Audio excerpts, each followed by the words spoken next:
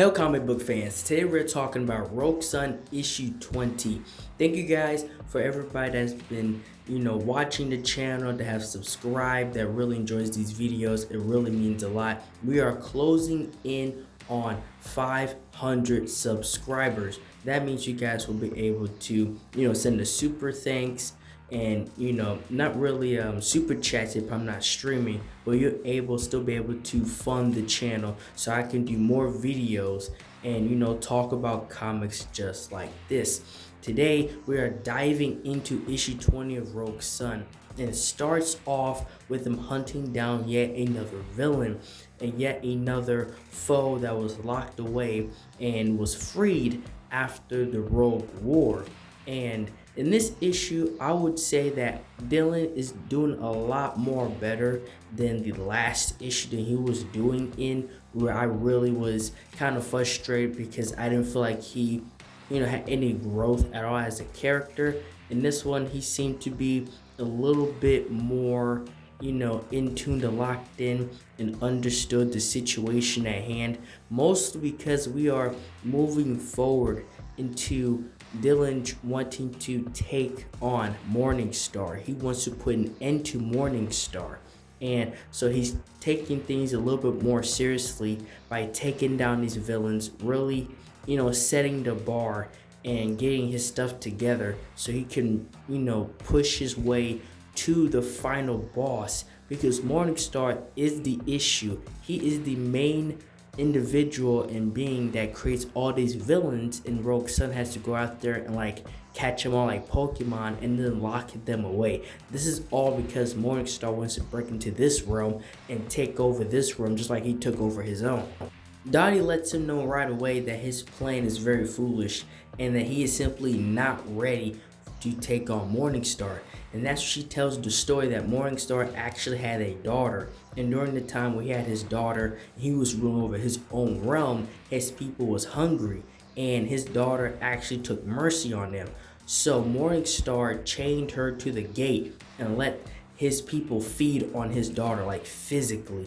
And she's just telling him how evil and how twisted Morningstar actually is, which when she told that story, even I was taken aback on just the magnitude of I don't care Morningstar is actually on.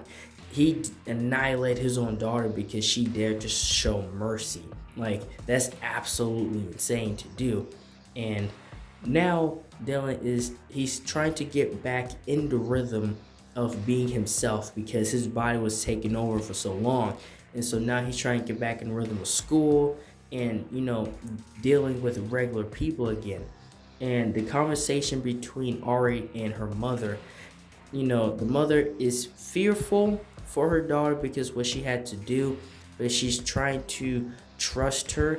And there's a lot of trust that isn't there, that they're desperately trying to grow back between them because of everything that actually happened. And this is the part of the story where you always have the girlfriend characters in the story that are just simply irritating, and I don't want to go into it. I just really don't care about that aspect of it. But then this woman walks through the door, and she has this very, overly badass tough guy type attitude, which, it's one thing when a character is naturally cool. It's another thing when it's very clear you're trying to push that onto the reader. Over here, this character is a cool badass.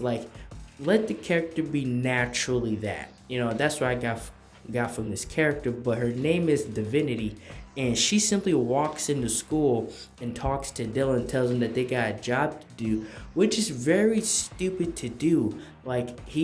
Not everybody knows this guy is Rogue Sun, and you walking in here, and based off of her own job, she is a bounty hunter, and she doesn't really have a mask on. So it's like you're really risking his life and everybody in that school's life, not being discreet about the whole situation. I was reading this she's just saying certain things out loud that you should not do, and just walk in and just being nonchalant about it. Again, being overly trying to act cool, whatever, you're going to get somebody killed realistically.